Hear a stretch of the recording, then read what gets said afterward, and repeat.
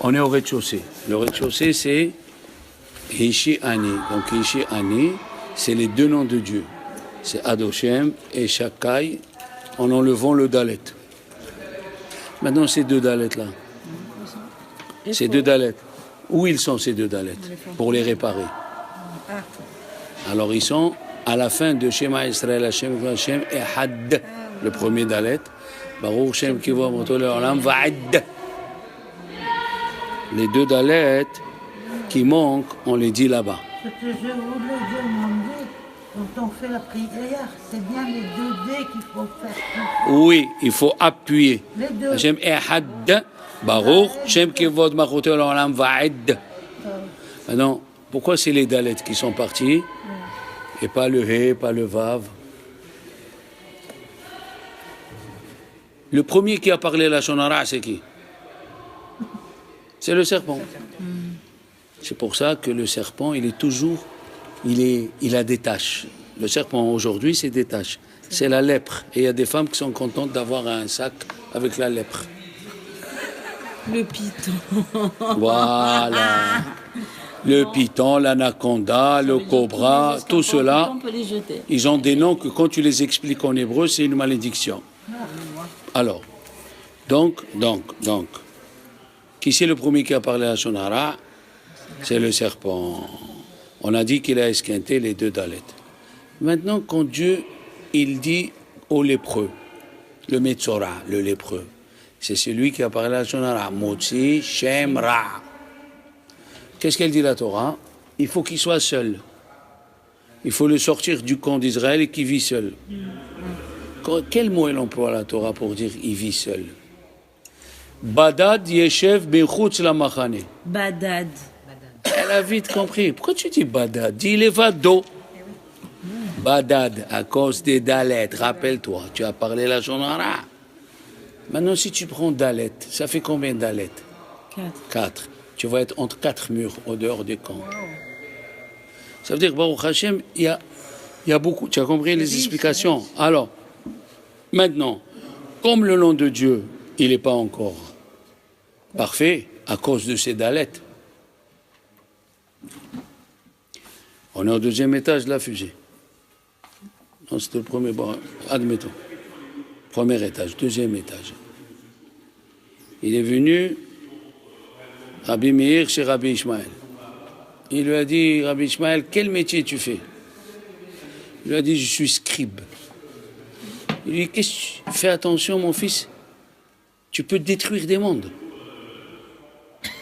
Il lui a dit, non, je mets le cancantum dans l'encre.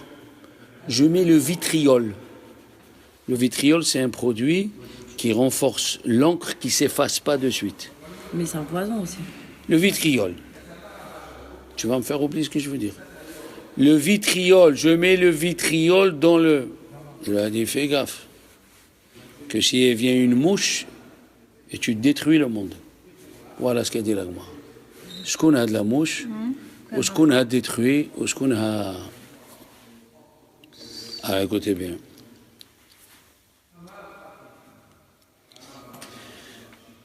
Il y a la différence entre un dalet et un resh dans le Sefer Torah, c'est que le dalet, il a un sabot en haut. Le resh n'a pas de sabot. Et dans la Torah, c'est écrit Lotishtahave el aher.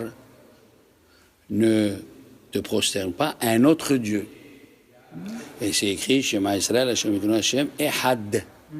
Si elle vient la mouche, elle enlève le sabot du dalet et elle l'ajoute au resh. Donc tu as détruit le monde. Tu dis Shema Israël, Hashem Aher. Dieu c'est un autre. Et tu vas dire Lotishtahave el Ehad. Alors que Rabbi Meir, il a compris ce qu'il lui a dit. Il lui a dit, je mets le vitriol. Ça veut dire le sabot, il va tenir à sa place. D'accord? Et on sait que dans la paracha de Vaishlach, Amalek est comparé aux Zévouv. À la mouche. Ouais. Amalek, c'est la mouche. Il y a un rachet Tevot dans la fin de la paracha de Vaishlach, de Béchalach, que le Hida, il dit, voilà, la fin des mots, c'est Zevouv. Hein? Sim be'ozne Yehoshua, il y a là-bas un Rashi Tevot qui veut dire Zevouv. Maintenant, il y a des femmes qui lisent ou des hommes qui lisent Perek Shira.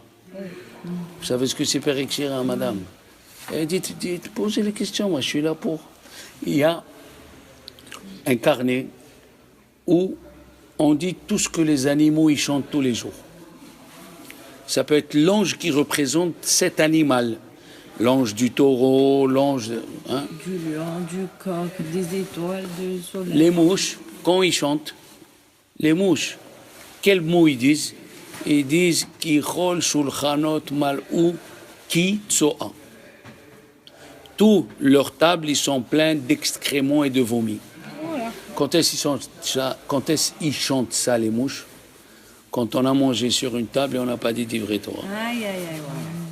C'est bien. Ils ne chantent pas avant. Ça, oui, c'est bien. C'est pour ça que les Chachamim me disent, avant de faire Birkat Hamazon, celui qui n'a pas dit Divrei Torah, qui dit cette phrase, Maïm acharonim chova.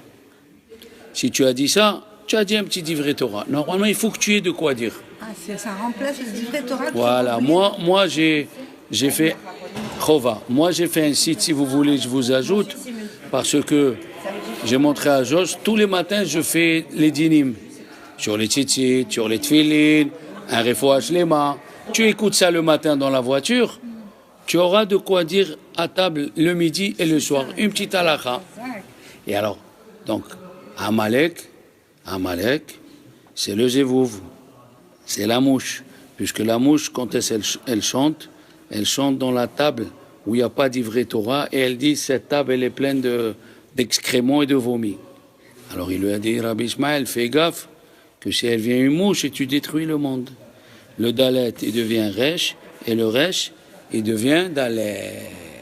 C'est pour cela que on prononce ces deux dalets, on appuie dessus. Hashem Hashem et had, et Baruch, virgule. Celui qui dit Baruch Shem, il fait un péché.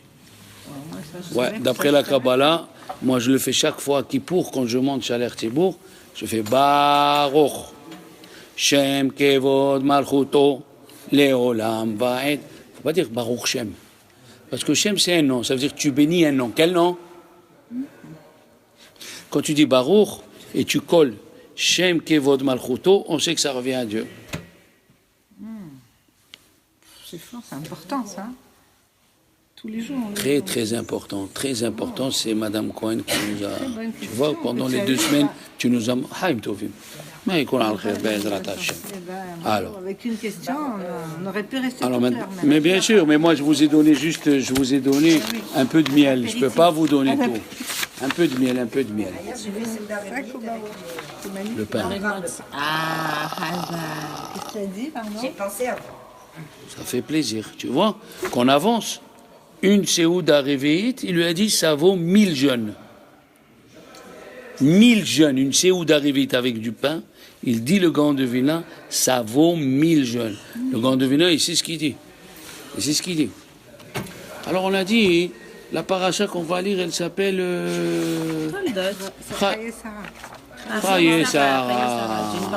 Chaye Sarah. Elle était belle la paracha. Ah ouais, si on a les commentaires avec nous, on sait ce que c'est.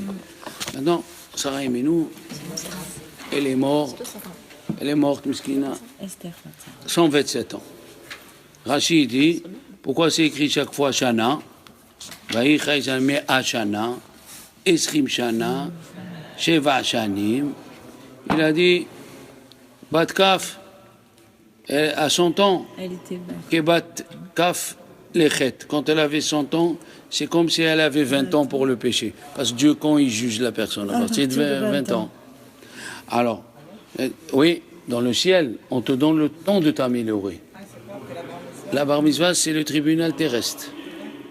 Tribunal terrestre, pour vous, les femmes, 12 ans. Pour nous, les hommes, voilà. Vous êtes plus développés que nous.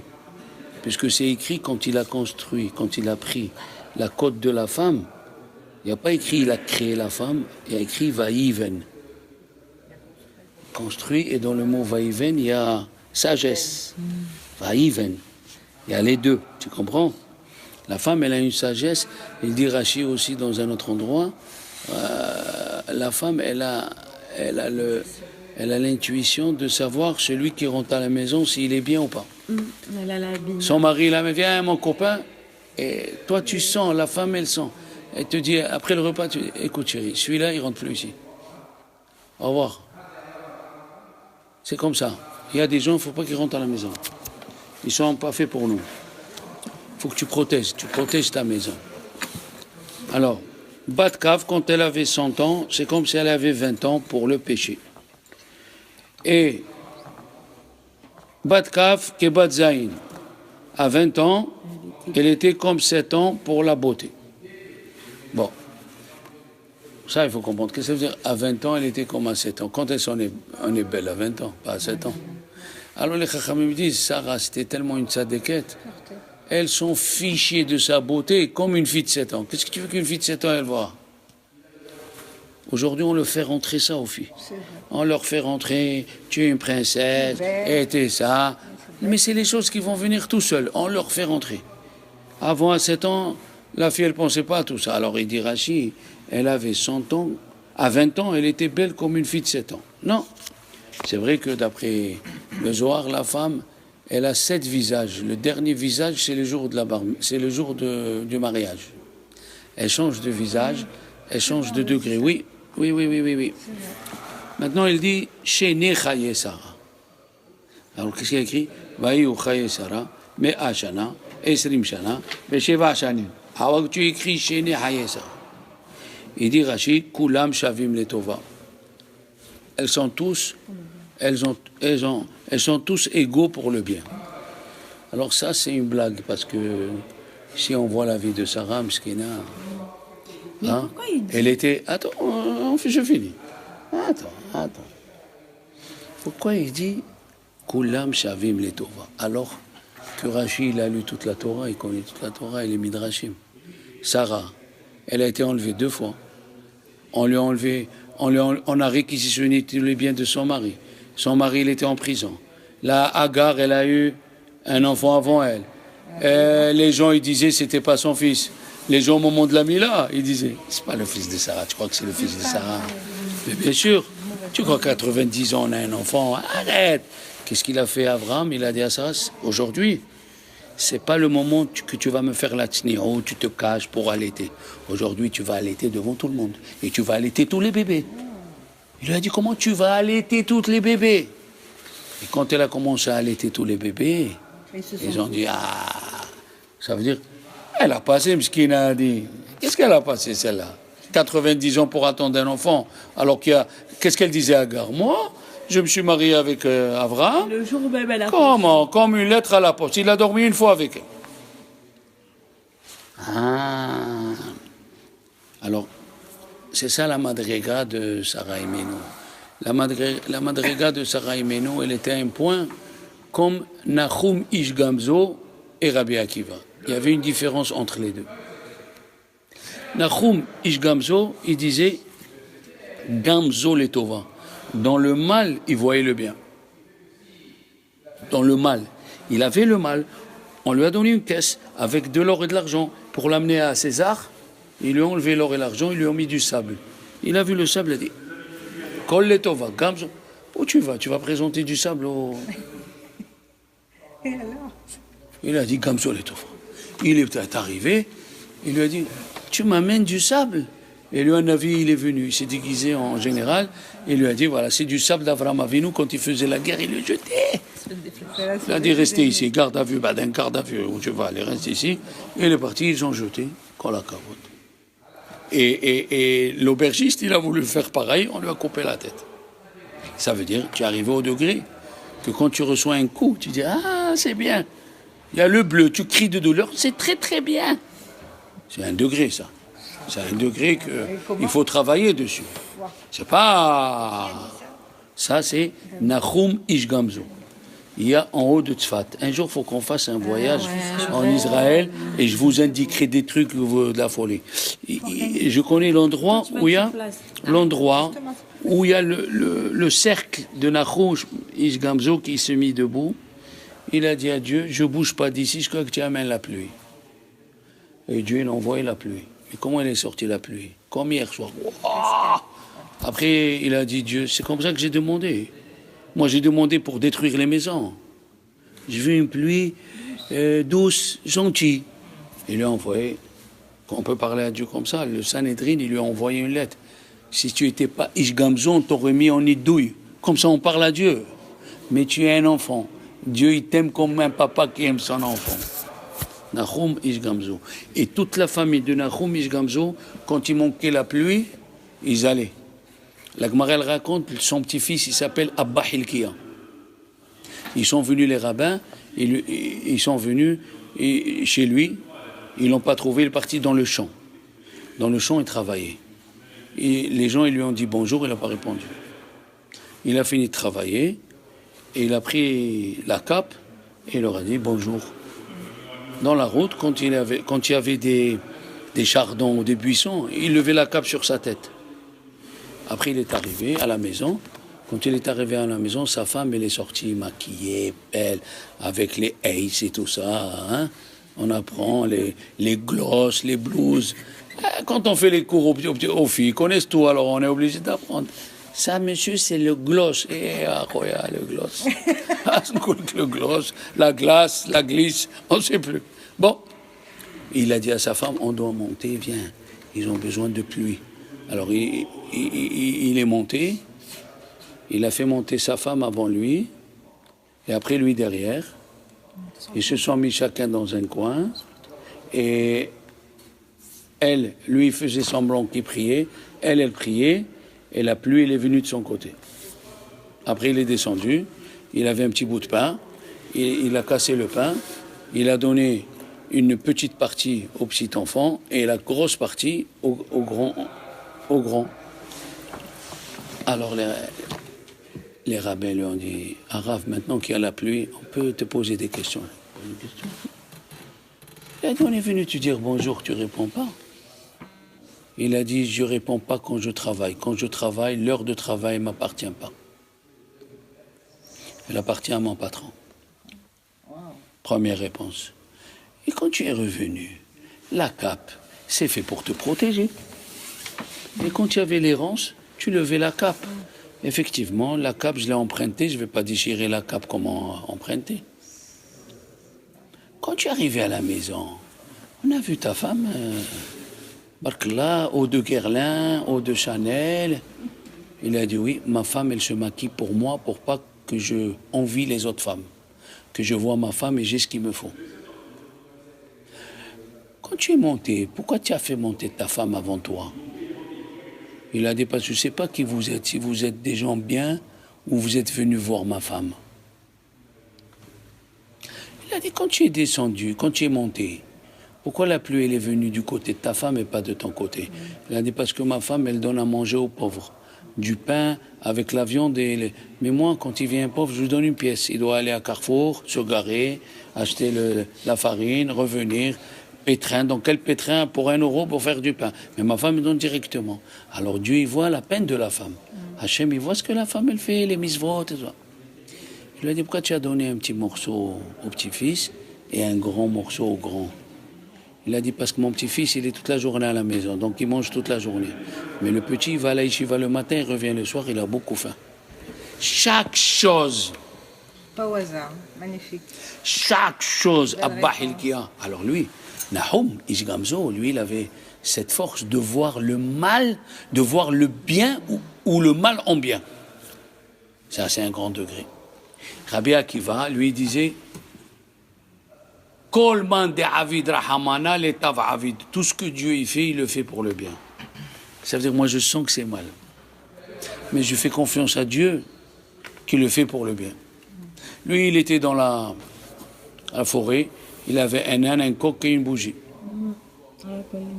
Hein? Rabbi Akiva. Rabbi Akiva. Ils sont venus, il est venu, il est rentré pour manger dans la ville. Ils lui ont dit non. Et ils lui ont dit non, il est parti dans la forêt. Alors quand il est parti dans la forêt, il est venu un lion, il a mangé l'âne. Il est venu un renard, il a mangé. Il est venu le vent. Il a éteint la lumière, la bougie. Le soir, il a dit non, Kolman de Avid Rahamana l'Etav Avid. Lui, c'est un degré plus bas. Tout ce qui fait Dieu, c'est pour le bien. Le lendemain matin. Le lendemain, il a appris que la ville, elle a été saccagée. Alors, si le lion, ils auraient crié, on saurait où il est. L'âne. Si le coq. Il avait chanté. Mais pourquoi il avait le coq? Pour le réveiller le matin, la tefila. Il aurait... Ah, s'il y avait la lumière. Voilà, il a fait confiance à Dieu que tout ce qui lui arrive, tu comprends? Il a été protégé. Il a été protégé. Maintenant, les rabbins ils posent une question. Ok, l'âne il a mangé, le lion il a fait Birkat Amazon sur l'âne, ok. Le renard il a fait Sheakol sur la poule, ok. Mais la bougie, pourquoi il n'a pas rallumé? C'est une question d'un grand maître du Moussard. La bougie elle s'est éteinte. Rallume-la. Rabbi Akiva nous apprend une chose. Qu'est-ce qu'il a dit, Bilam à l'ange? Il a dit, excuse-moi, j'ai fauté, je ne savais pas. Mais si tu ne savais pas, ce n'est pas une faute. C'est quoi j'ai fauté, je ne savais pas? Mais si tu ne sais pas, ce n'est pas une faute. La Torah nous apprend, quand Dieu t'envoie un signe, ne ferme pas les yeux. L'âne de Bilam, 3 fois, elle a collé le pied sur le mur. Tu ne comprends pas qu'il y a quelque chose qui se passe? Et il a dit, voilà, j'ai fauté, je ne savais pas que c'était un signe du bon Dieu. Comme ça, il a dit le hamar de Bilam. Rabbi Akiva, lui aussi, il a été élevé comme ça. On t'a mangé l'âne, on t'a mangé la poule, le coq plutôt, et la lumière s'est éteinte. Ça veut dire qu'il ne faut pas la rallumer. Comme ça, il avait aussi... Oui, parce qu'il a eu 2 signes. Il avait aussi le Rav de Breslev, il avait cette façon de vivre. Quand il voulait faire quelque chose, il avait un projet. S'il ne sortait pas, un projet hall, hein, bien sûr, hall. S'il ne sortait pas, il laissait passer. Ça veut dire que Dieu ne veut pas. Donc, alors attends. Donc si ces deux-là, Nahum Ish Gamzo et Rabbi Akiva, ils nous ont montré quel est le chemin qu'il faut faire. D'accord? Mais les deux, mes chères sœurs, ils ont subi une action. On est d'accord? Mais Sarah, elle a provoqué la situation. Avec Agar, vous voulez dire? Avec Agar. C'est bien, Joyce Kolakavot. Elle a vu qu'elle n'a pas d'enfant. Elle a fait rentrer une concurrente. Qui c'est qui va faire rentrer une concurrente aujourd'hui? Tu préfères rester sans enfant avec ton mari, faire entrer une deuxième femme? Ça veut dire quoi? Et c'est ça, écoutez bien. J'ai dit ça la semaine dernière à un rave, ça lui a plu. Il y a 3 femmes. Les 3 femmes, c'était le noir dans leur vie. Les 3 femmes, ils ont fait une chose qu'aucune femme ne fait. Du noir, ils sont passés au matin. De la nuit, du noir de la nuit, ils sont passés au matin. Alors je m'explique. C'est quoi le noir? C'est Shahor. Shin, Het, Resh. Il y a eu 3 femmes dans l'histoire juive où ils ont fait rentrer une concurrente. Shin, Sarah, Het, Hannah, Resh, Rachel. Shahor. Ces 3-là, les 3, ces Shahor-là, ils ont fait rentrer du noir dans leur vie. Pour avoir un enfant d'un tzaddik. Shahor, c'était noir pour eux. Shahor. Qu'est-ce qu'ils ont fait? Ils ont prié, parce que le mot Shahor, c'est Rahash. Rahash, c'est parler. Rahash, les bidavartov. Mon cœur s'est mis à parler quelque chose de bien. Donc du Shahor, ils ont fait rentrer la concurrente. Ça veut dire l'honneur, ils l'ont perdu. L'honneur. Eh oui. Ils ont perdu l'honneur. Ils ont perdu En fait, l'honneur. il parle avec des enfants. Et quand ils perdent l'honneur, parce que, qu'est-ce que je te dis? Je vais faire monter. Tic. J'avais peur. Ouais. Là, je sors avec toi. Ah.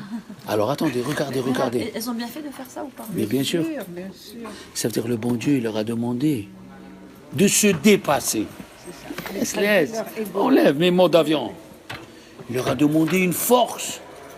Une force, mais alors. Surhumaine. Attends, Sarah, c'était Sarah. Maintenant, la servante Agar, ça c'est une chose. Mais Agar, c'était la fille du pharaon. Oui, mais elle est venue servante. quoi Elle est devenue... Elle a renoncé à elle est- Oui, c'était la fille de Pharaon. Ah, de Pharaon, oui. D'accord, mais elle est devenue servante. Rachel, elle a fait rentrer Léa. Et Hannah, elle a fait rentrer Pénina. Regardez, je vais vous dire quelque chose d'extraordinaire. Il y a un rave, il s'appelle Rabbi Yoshua Mishawel, une ville en Hongrie. Dans sa ville, lui, il a quitté sa ville, il est venu habiter Jéru. Vous allez apprendre quelque chose d'extraordinaire. Il est venu à Jéru, c'était un rave, il ne laissait pas un pauvre dormir sans manger. Une fois, il est rentré un pauvre chez lui, il s'est mis à crier « J'ai faim, comment? Vous me laissez ?» Il lui a donné une gifle. Non, il n'a pas dit « J'ai faim ». Il est rentré « Ouais, pour qui vous prenez, ta. » Il lui a donné une gifle. Il a dit à son chamash « Viens. » Il a pris une enveloppe, il a mis des sous, il lui a dit « Va vite chez lui, donne-lui. » Il lui a dit « Ah, Rav, il t'a donné une gifle. » Il lui a dit « Je suis ton Rav ou pas? » « Oui, tu vas faire de suite ce que je te dis. » Il est parti, il a couru, il est rentré à la maison, il a trouvé la femme par terre, les enfants par terre, et lui en train de pleurer, il lui a dit « Voilà, le Rav, il m'a donné 500 € pour toi. » Il lui a dit « Tu viens de nous sauver la vie. Je ne savais pas comment demander à quelqu'un « J'ai faim. » Ça fait 3 jours on n'a pas mangé. On a honte de demander. Pour vous dire qui c'est ce monsieur. Rabbi Yoshua Mishawi. Maintenant, à Jéru, écoute celle-là, tu vas tomber par terre, mais alors, des fois, tu vas rechercher ça, mais c'est un schrout. À Jéru, il y avait, dans la rue de Meachaharim, il y avait une petite pièce, mais comment une petite pièce? Comme si tu dis, sous un porche, la place pour mettre un lit. Elle habitait une femme, elle était dérangée. Qu'est-ce qu'elle faisait toute la journée? Écoute ça, écoute. Elle se levait le matin, il passe un Rosh Yeshiva, elle dit « Ouais, toi tu viens tout le temps en retard. » Elle se met à crier « Tu es un voleur, tu voles ta paye et tout. » Il passe le Rav d'une synagogue « Ouais, tu passes du temps à parler avec tes copains au lieu de t'occuper de ta synagogue. » Tout celui qui passait, elle faisait honte. Rabbi Yoshua Mishaoul, c'était un admour. Alors ils sont venus lui demander « Est-ce qu'on peut prendre cette femme et la mettre dans un autre endroit parce qu'elle fait honte à tout le monde. » Il lui a dit, bien sûr qu'on peut, depuis quand une femme s'est permis qu'elle nous fait honte. Mais avant de faire ça, je voudrais vous raconter une petite histoire. Il lui a dit, mon père, Rabbi Eliezer, dans ma ville, ma soeur, elle est tombée malade. Ils sont venus les docteurs. Mon père, c'était le rave de la ville. Il s'occupait de la yeshiva à tant de temps. Ma soeur est tombée malade. Les docteurs, ils ont dit, elle meurt dans 1 heure. On peut rien, on n'a rien. Qu'est-ce qu'il a fait? Il est sorti, il est parti chez la femme, une femme qui est, on va dire, philanthrope, qui aide les gens qui étudient et tout, mais elle ne supportait pas la chassidoute de ce rave-là. Elle ne supportait pas la chassidoute du rave de Rabbi, le père de Rabbi Yoshua. Il est parti, il a ouvert la porte, elle a commencé, elle était en réunion avec des gens. Vous êtes un rabbin, vous êtes un vaurien, vous faites rien, je vous paye tous les mois. C'est pour ça que je suis en retard ce mois, ça me plaît pas. Vous attendrez la paye le mois prochain, elle a commencé. Xéra, il lui a fait. Mais lui, s'est mis à prier. Non, lui, il n'a rien dit. Il est revenu, il s'est assis. Alors, son fils, il lui a dit, papa, qu'est-ce qu'on fait? Notre soeur, elle a dit, elle n'aura rien, ça, elle va guérir. Rentre, je crois qu'elle est guérie. Il rentre et s'est levé. Il a dit, ma soeur, les docteurs, ils ont dit, naisse. Il a dit, 1 an après, elle a rechuté. Elle était bien pendant 1 an. Mon père, on lui a dit, pourquoi tu es sorti? Il a dit, parce que le meilleur remède pour une réfoua, pour une parnassa, pour un enfant, c'est quand on enlève tout en cavote. On t'enlève tout l'honneur, c'est comme si tu n'existes plus, et après tu renuis. Il lui a dit, la 2e fois, elle est tombée malade, ma sœur. Il est parti. Il est revenu, il a déchiré ses habits. Il lui a dit, papa, il lui a dit, rentre, ta sœur, elle est morte. Il lui a dit, comment tu l'as su? Il a dit, j'ai pas trouvé quelqu'un qui me fait honte. Qui me fait honte. Alors il leur a dit, le rave, cette femme qui crie toute la journée, qui connaît vos secrets, vous pouvez l'enlever. Mais de quoi elle nous sauve? Ah! On a le pouvoir de bénir, c'est ça. personne qui a honte, qui rougit en public, C'est ça. elle a le pouvoir de dégager. Et voilà. Elle fait un vœu, Hachem il exauce. Tu as compris? Près d'elle. Quand j'étais dans un mariage, enfin pas un mariage, j'étais Ouais, comme il ça. tombe de comme ça, il barre comme ça. Ah aussi. Alors j'ai dit, pourquoi les femmes y vivent plus longtemps que les hommes? Toutes les femmes y vivent plus longtemps que les hommes. Tu fais. C'est statistique, ça. Toutes les femmes. La femme, elle vit 10 ans. Elles vivent 10 ans que plus que l'homme. Toutes les femmes en général. C'est statistique de Pourquoi? la France. Pourquoi? Parce que la femme, elle subit les hontes du mari. Les hontes. Les hontes que le mari lui fait. Et le mari ne supporte pas les hontes de la Alors femme. maintenant, on va être content quand quelqu'un... Tu as compris, mais tu as compris. Il y a une capara ou une prière à faire. Il a dit, Rabbi Chaim Vital, l'élève de Harizal, dans son livre Sha'ari Kedusha. Il a écrit dans le Perek-Bet, fais-toi ami avec celui qui te fait du mal. C'est quoi cette histoire? D'où ça sort? On sait que Moshe Rabbeinu, il n'est pas rentré en Israël à cause de deux xérot. Une fois parce qu'on a dit Ish Ivri.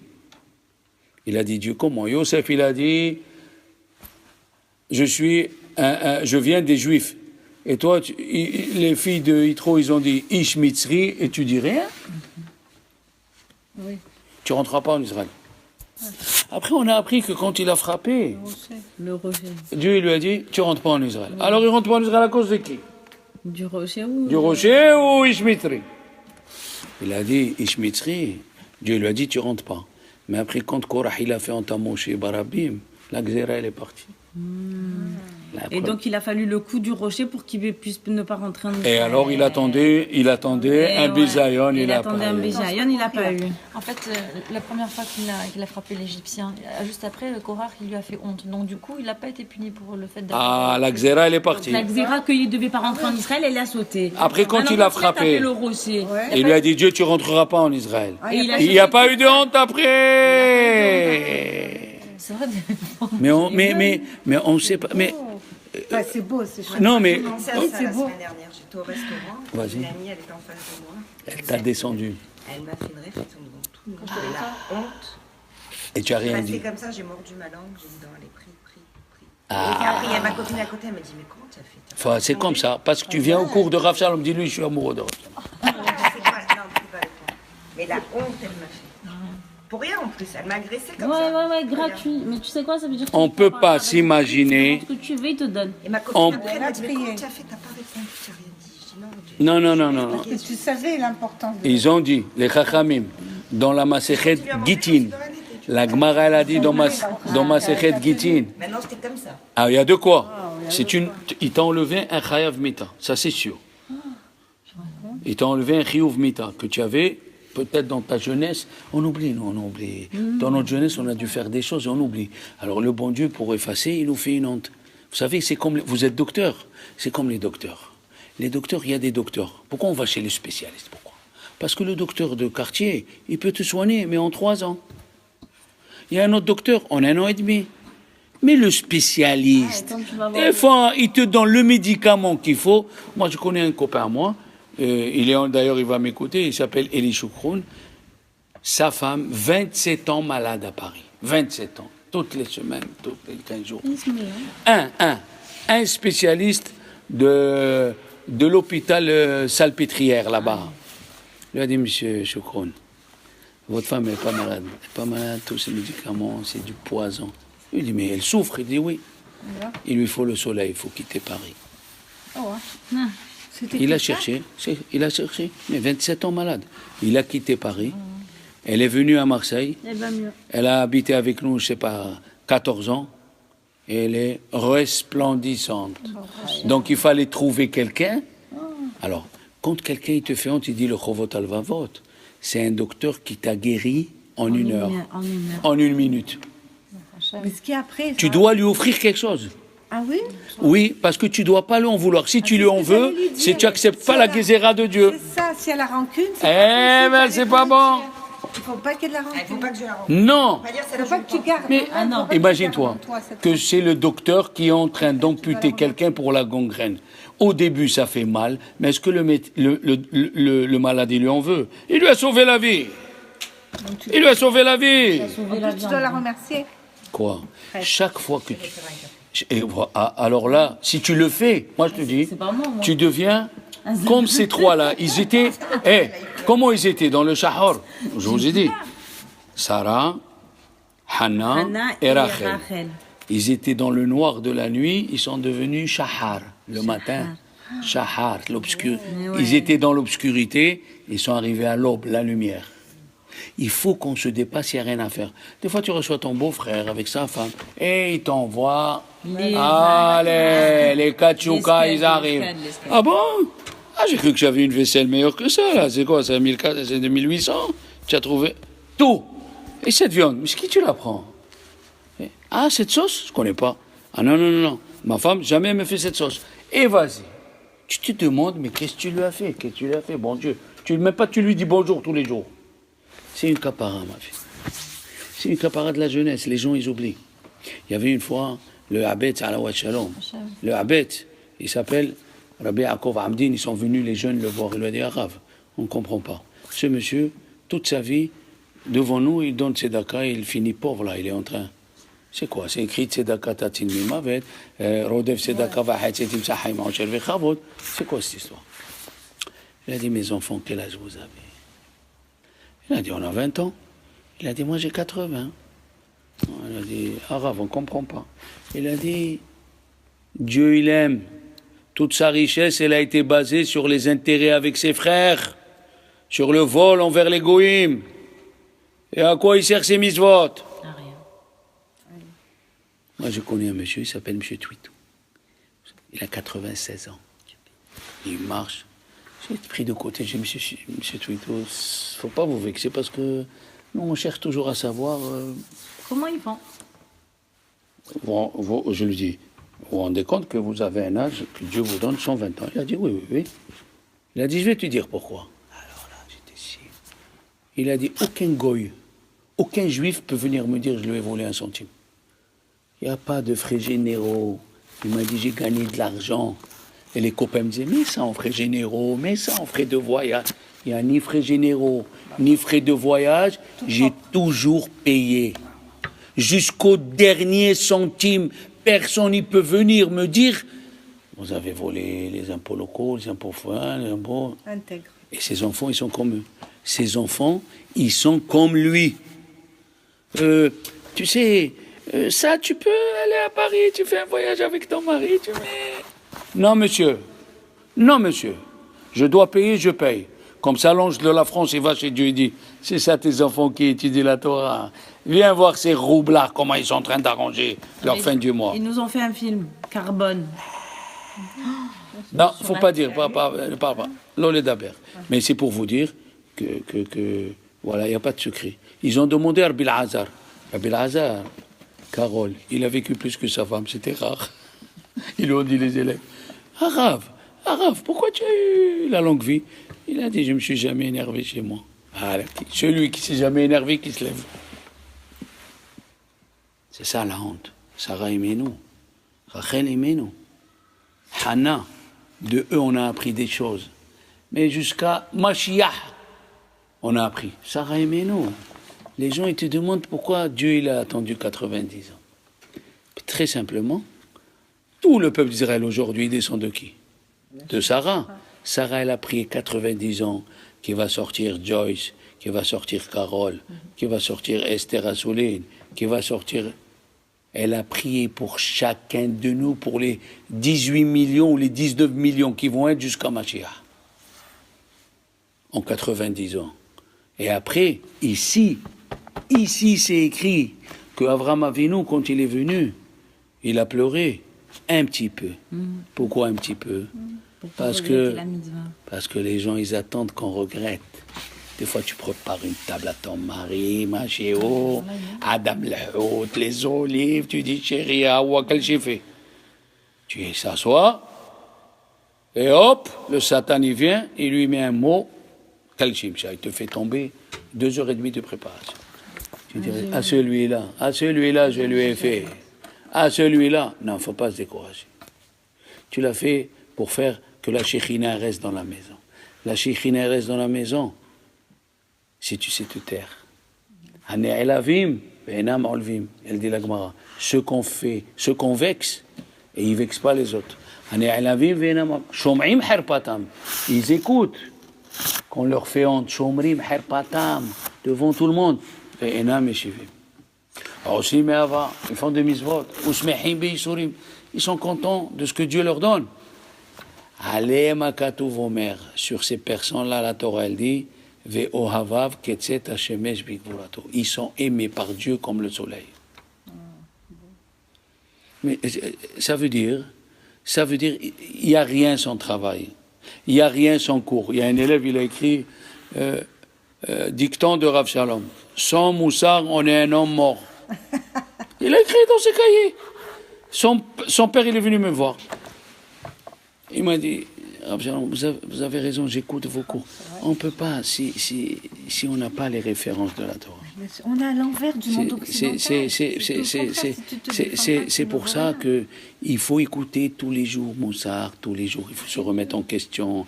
Et tous les jours, il y a un travail à faire. Alors, quand vous croyez que moi, j'ai pas de problème avec ma femme, les gens, ils croient que je suis sorti avec... Je dis aux élèves, vous croyez que je suis sorti avec un livre dans la merde? Moi aussi, j'ai eu mes problèmes, j'ai eu mon adolescence, et je vis avec ma femme et mes enfants, et des fois, il y a des petits problèmes. Mais j'ai dit aux enfants, moi, j'ai la chance, j'ai une chance. Alors, ils m'ont dit quoi? Ils disent, je suis un peu bête. Alors, les élèves me regardent. C'est quoi? J'ai dit, tous les élèves intelligents qui n'ont pas écouté leur rabbanim, ils sont partis, ils ont fait un métier, ils ont fait ce qu'ils ont voulu. Ils n'ont pas eu le moussard qu'il faut pour affronter la vie, ils souffrent. Mais moi, j'ai écouté mes rabbanim. Quand il fallait écrire le moussard, j'écrivais, je leur montrais les cahiers de 1970, où j'écrivais les divrei Torah du Ravacher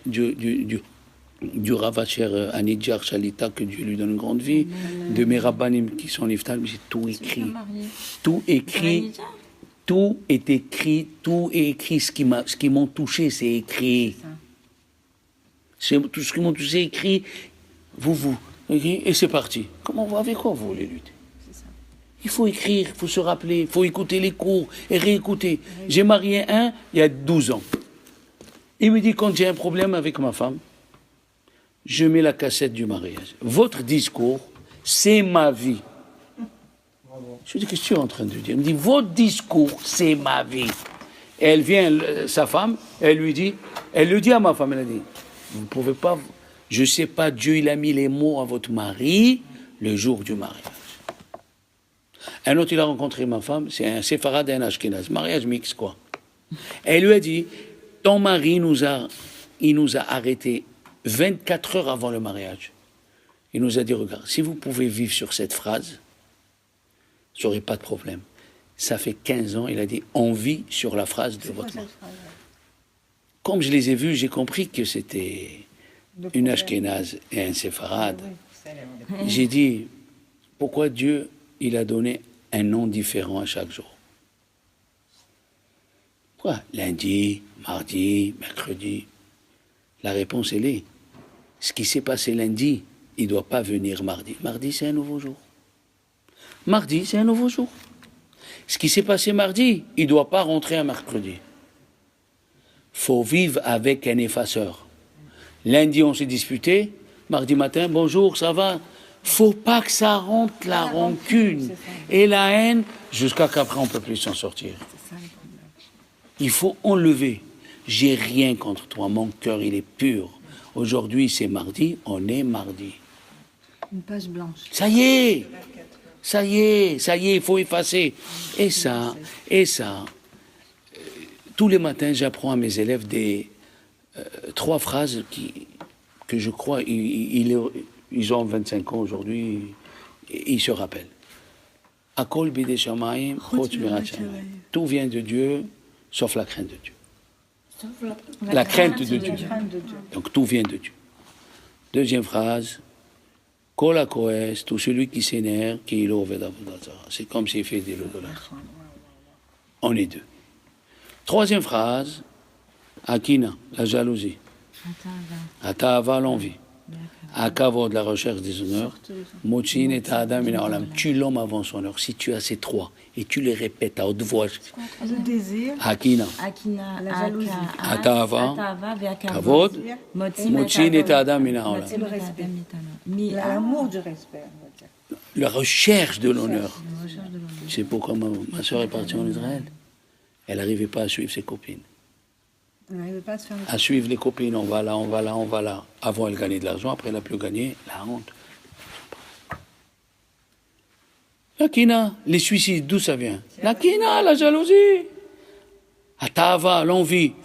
Elle me dit, moi, mon mari, le mari me dit, ma femme, il fallait que je lui paye un billet jusqu'à Milan pour acheter un sac à 3 700 €. C'est quoi ça?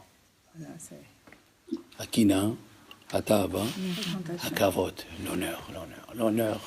L'honneur, c'est comme la porte, il dit le Savamino Bardock, sur les gants.